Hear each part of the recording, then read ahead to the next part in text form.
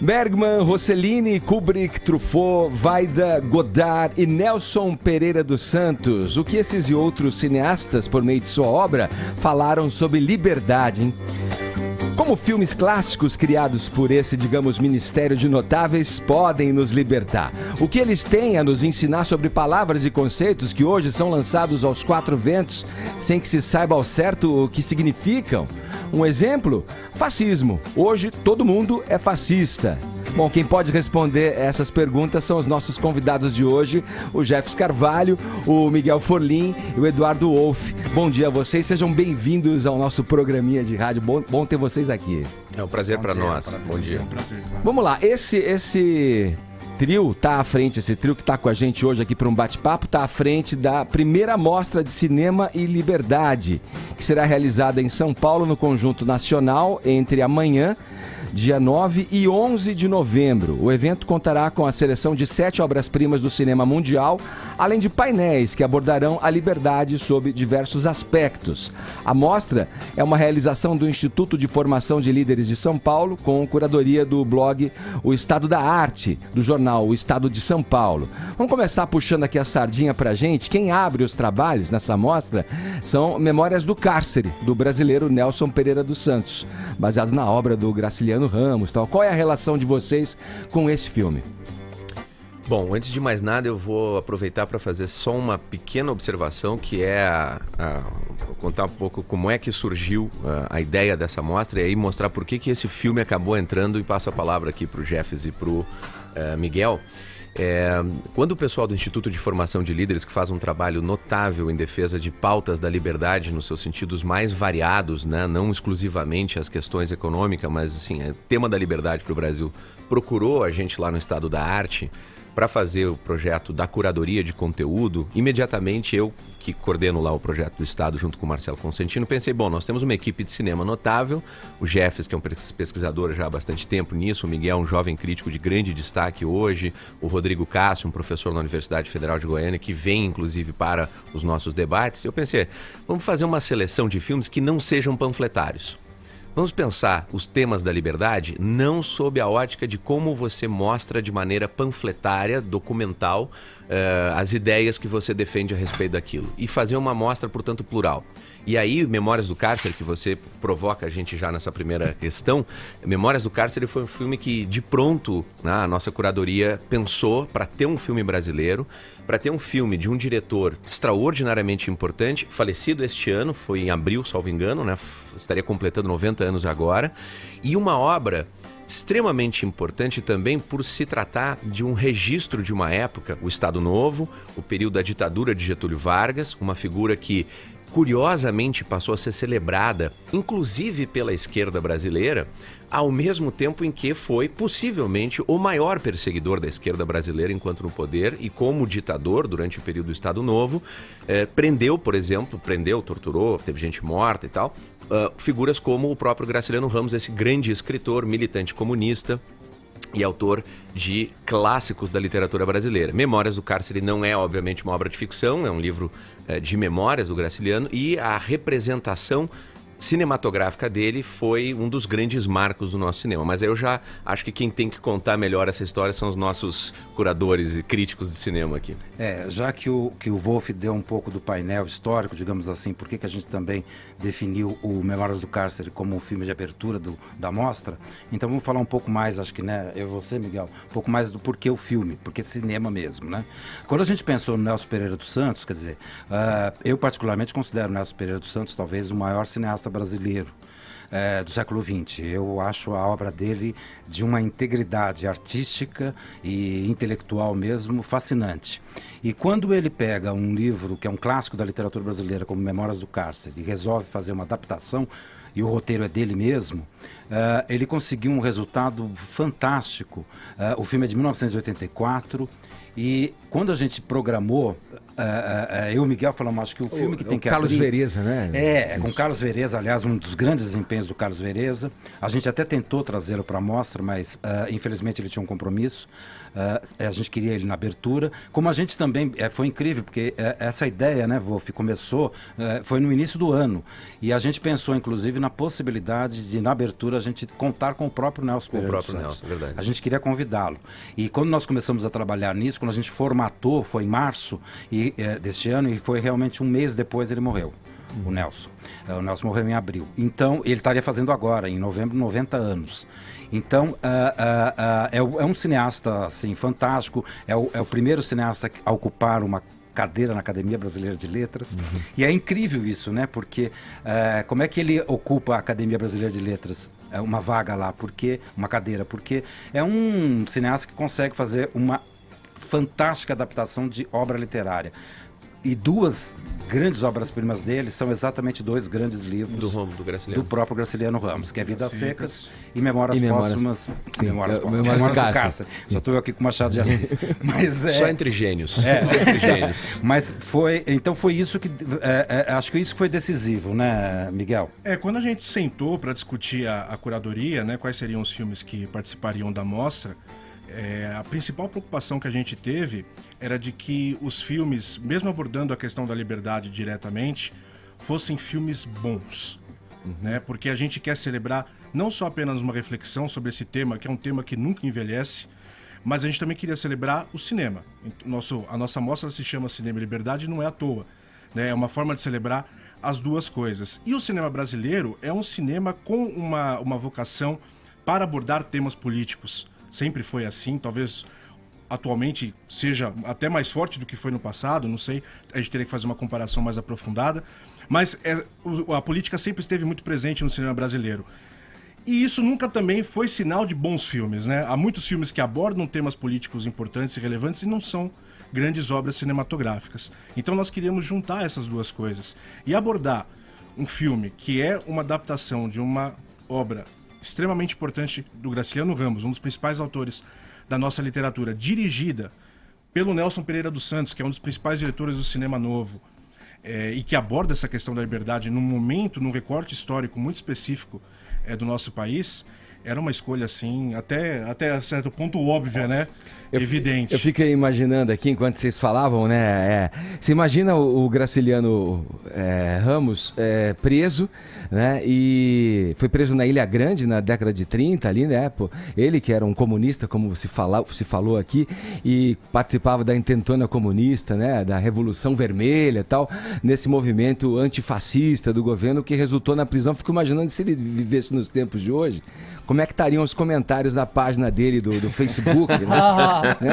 Se o cara tivesse ali, imagina, aberto, né? Comentários abertos ao público. Pobre, né? Graciliano. Pobre Graciliano. Graciliano estaria xingando muito no Twitter, não tem nenhuma dúvida. Estaria sendo xingado também.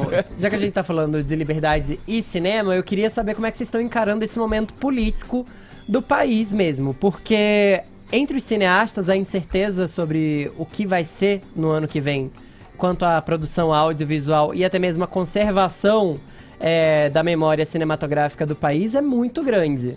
Eu tenho vários amigos cineastas, eu tenho sentido que a incerteza e a tensão tá dominando eles, assim. Eu queria saber o que é que vocês estão achando que vai vir pro cinema brasileiro no ano que vem. Bom, em primeiro lugar, assim, ainda é um pouco cedo, né, para você ter uma ideia de como vai ser desenho de política pública. Eu quero focar nisso que você mencionou, que é, assim, bom, como é que vai ser a política de preservação, de produção e tudo mais.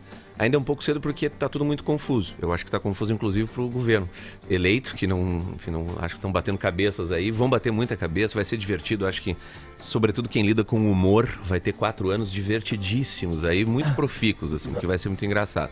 Agora, vai depender de como você vai ter a estrutura de governo e transformação de ministério em uma secretaria ou não. Normalmente, o temor que você mencionou está relacionado ao fato de que eventualmente vai desaparecer o Ministério da Cultura e vai se transformar numa secretaria, né? A maior parte dos países não tem um ministério dedicado à cultura, com raríssimas exceções, e quando tem também estão acoplados a outras áreas. Então depende de como você faz o desenho. Se for bem feito pode ser muito profícuo, né? Se não, aí pode dar problema. Então ainda é cedo. Quanto à verba, quanto a efetivamente ter uma política de fomento, vale lembrar que o Brasil tem a política de fomento para o audiovisual mais rica, não, com certeza da América Latina, mas possivelmente uma das mais ricas do mundo. E isso é através de renúncia fiscal, de incentivos fiscais e, portanto, é maciçamente com dinheiro público. Tá? O quanto isso é efetivamente bem captado e bem traduzido em obras cinematográficas e tal, é uma questão que tem que ser discutida. Não pode ter preconceito nem a favor nem contra. Você tem que olhar para a produção. Uma sugestão crítica para que as pessoas reflitam sobre isso é pensar o seguinte: bom, vamos olhar os dados, os números do quanto já foi gasto, né, com a lei de audiovisual, com a produção da Ancine, cujo ministro da Cultura até então, Sérgio Saleitão, brilhantemente foi um dos grandes condutores dessa política pública ao longo de muitos anos, foi um grande batalhador, hoje passa a ser secretário, agora passa a ser secretário de Estado da Cultura em São Paulo. Vamos ver se essa política deu qual resultado. Você compara com o cinema argentino, que não tem política semelhante, e compara o cinema brasileiro e faz um recorte de 25 anos, os últimos 25 anos. Foi bem aproveitado? Não foi bem aproveitado? Poderia ter sido diferente? O que pode melhorar? Então eu acho que é o momento da gente aproveitar essa angústia que você muito bem descreveu dos seus amigos, cineastas e tal, e fazer uma avaliação de política pública, exatamente. Para que lado tem que ir? Não acho que seja indispensável ter um ministério, pode ser bom como pode ser ruim. Não acho que seja indispensável ter políticas voltadas exclusivamente a financiamento de produção, pode ser bom como pode ser ruim. O que importa agora é aproveitar para fazer a reflexão e ver para que lado tem que caminhar uma política pública para o audiovisual. Talvez os amigos do Fefito estejam aflitos porque tenham em mente a afirmação, e aí vocês podem trazer números mais precisos, principalmente você, Eduardo, é que assim, o quanto esse dinheiro de renúncia fiscal, de incentivo do Estado para o audiovisual, não só especificamente o cinema e tal, reverte em dinheiro produzido também, em emprego garantido, sim, em movimentação do mercado. Eu acho que essas duas coisas têm que ser colocadas. Isso é super bom de olhar. O próprio Ministério da Cultura tem um segmento voltado exclusivamente para isso, que é a parte de economia criativa, né, e economia da cultura. O Ministério recentemente teve sob comando dessa área Ana Letícia Fialho, e um trabalho fantástico que ela vinha fazendo. O Atlas que foi desenhado, que é o chamado Atlas da Economia da Cultura e da Economia Criativa no Brasil, está sendo elaborado com equipes dessa área pelo Brasil inteiro. É realmente um trabalho notável. E isso, você tem dados muito interessantes. Estava acontecendo na cidade, terça e quarta-feira, aqui em São Paulo, justamente um grande encontro promovido pelo Itaú Cultural, pelo Ministério da Cultura e uma série de instituições, sobre o tema do quanto a economia da cultura fomenta empregos e tudo mais. Isso é super importante e nós temos bons dados. Eu não os tenho aqui de cabeça, porque eu não estou mais lidando com isso. Eu já trabalhei com essa área, mas não estou mais lidando com isso. Mas é realmente uma área extremamente importante, e aí você tem os dados legais de como cultura fomenta de fato emprego, tem produção, sim, e tal. Isso é muito legal.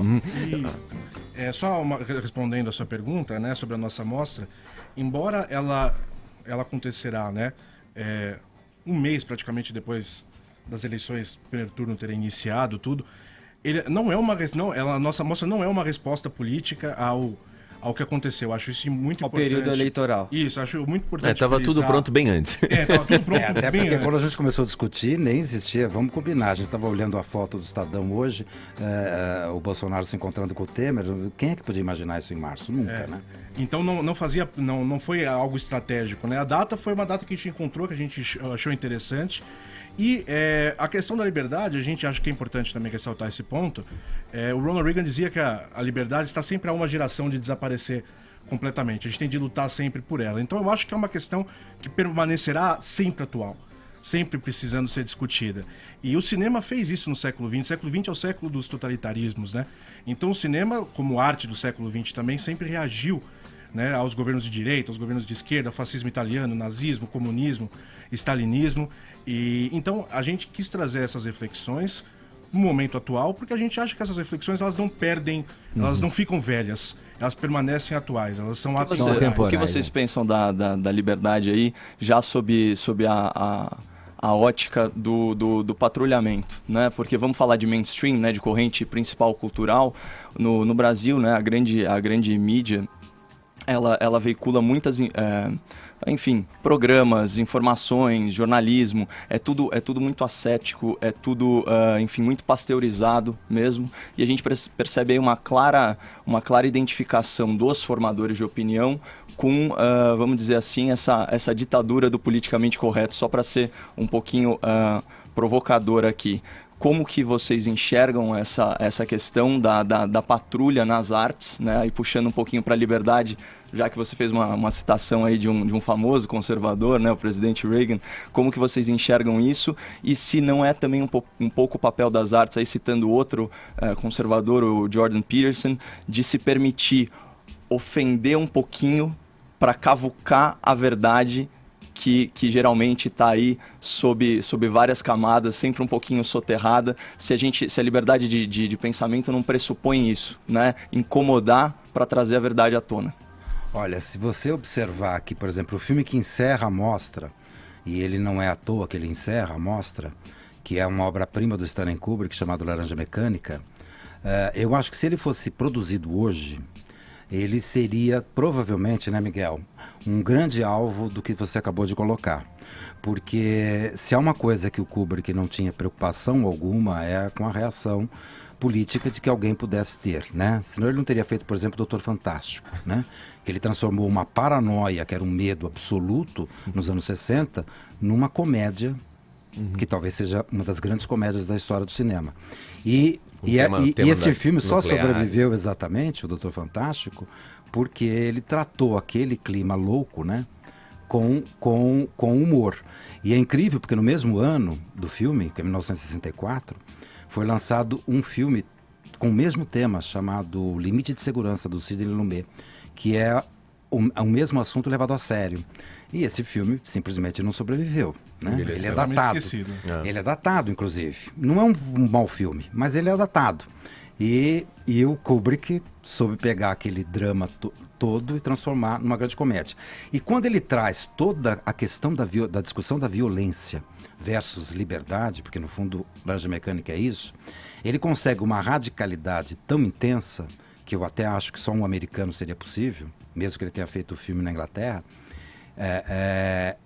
O que ele consegue ali? Ele consegue ser tão radical que o filme, no fundo, defende a ideia de liberdade da forma mais radical possível, porque o homem deve ser livre, inclusive, para fazer o mal.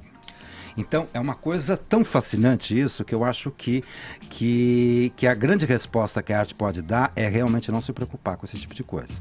É claro que é muito fácil a gente só fazer o discurso, porque a dificuldade é intensa. A patrulha existe, né? Eu sempre brinco, né, perto dos dois, eu sou meio o vovô da história, porque eu sou mais velho, né? Então, eu me lembro muito bem no início dos anos 80, quando o Cacá Diegues, ou talvez final dos anos 70, deu uma famosa entrevista para o JB em que ele declarava o quanto era difícil você sofrer digamos, quase como opressão em termos de opinião pública de uma coisa chamada patrulha ideológica. E olha que o Cacá Diegues, quer dizer, que já era um cara de esquerda, já era um cara ligado ao cinema novo, né? Ele é fruto disso, né? Ele considerava o Nelson Pereira dos Santos, por exemplo, um mestre dele, e inclusive acaba de ser eleito, né? E ele vai ocupar a nova cadeira, né, que foi do Nelson, lá na Academia Brasileira de Letras. Então, o Cacá já dizia isso lá há quase 40 anos, né? Então, é impressionante como essas coisas, é isso que ele falou, como tudo tem que ser muito recorrente. Quer dizer, quando a gente traz esse tema, os painéis que a gente pensou e tal, para discutir liberdade, é exatamente nesse sentido. Quer dizer, é uma coisa que liberdade não é uma coisa dada, ela é uma coisa conquistada, e é o tempo todo tem que ser conquistada. Cara, não é entendeu? difícil presumir, ouvindo vocês falar com a gente, que frente ao que a gente tem hoje de material no cinema brasileiro, sem demérito nenhum, acho que cada época conta a sua própria história e é reconhecida no futuro a partir do que provoca e do que reflete, né? Mas assim, a gente está falando de cinema de arte aqui, né? Todos os cineastas que eu citei aqui, que são os cobertos pela mostra, são os cineastas que fazem o cinema arte, assim, né? Qual é a chance da gente ter provocadas essas reflexões com o que a gente tem hoje de material lançado? Estamos num mundo, numa espiral descendente, não sei. O Miguel pode Será que eu estou muito pessimista? O Miguel pode dar uma conferência de 1 hora sobre o pessimismo dele agora. Estou muito pessimista. Mas eu acho que pode ser um desafio interessante, né? Eu acho que o grande problema, e eu retomo algo que o Eduardo disse no início, é que o cinema político feito atualmente no Brasil é um cinema panfletário. E aí a gente vai para um outro caminho, que é a questão de um domínio, uma certa hegemonia cultural por parte de cineastas e de pensadores de esquerda, né? O cinema acaba virando, em muitos casos, um braço, né? Uma maneira de divulgar essas ideias. Eu acho que isso no cinema brasileiro está muito presente. O cinema brasileiro sempre teve cineastas ligados à esquerda. Ele mencionou Cacá Diegues, né? Glauber Rocha, sempre cineastas subversivos, provocadores.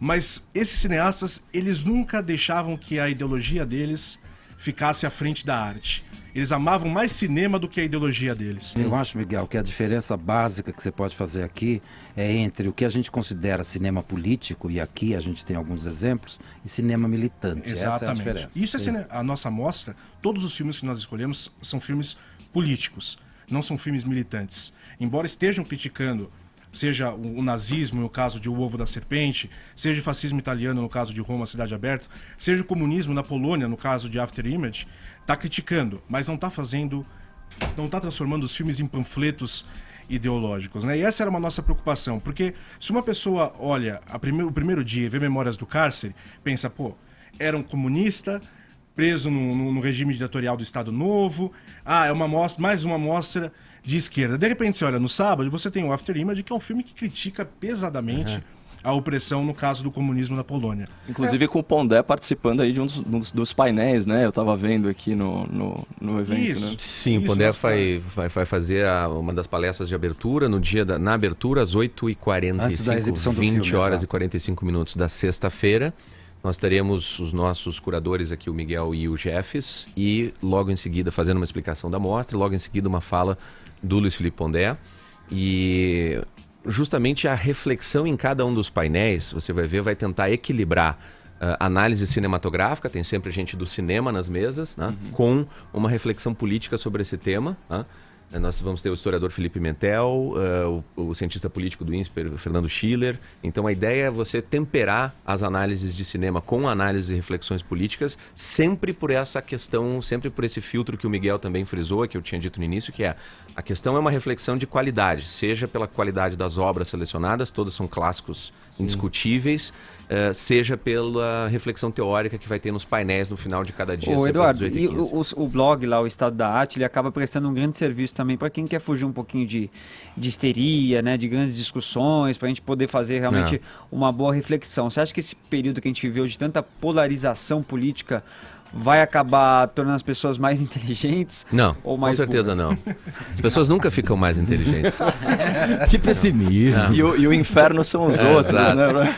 Não. Esse é o problema, exatamente. Você não lembra do famoso filósofo Dr. House lá? People don't change. As pessoas não mudam.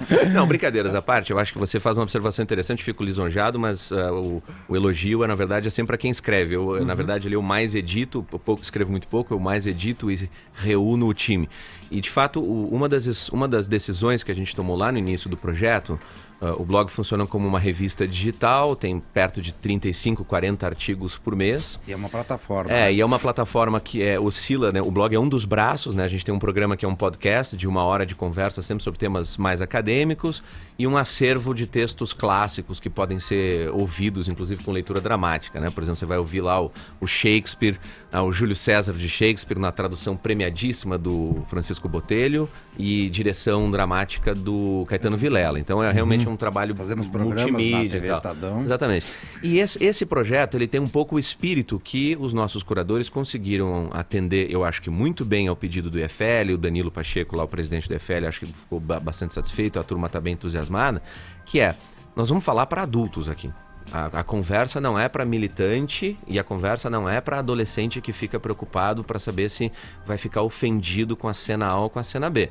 E a conversa do blog do Estado da Arte, dos programas, das conversas que a gente faz na TV Estadão, tudo, também tem essa ideia. Vamos subir a barra. Tá? A gente vai subir a barra. Eu sei que eu não vou falar para milhões, mas para aqueles que são interessados no tema da cultura, nós não vamos baixar a barra sob hipótese alguma. Né? Querido ouvinte, querido espectador do Morning Show, estamos falando aqui da primeira mostra Cinema e Liberdade, que vai se realizar em São Paulo, no Conjunto Nacional, entre amanhã, dia 9 de novembro, e o dia 11 de novembro.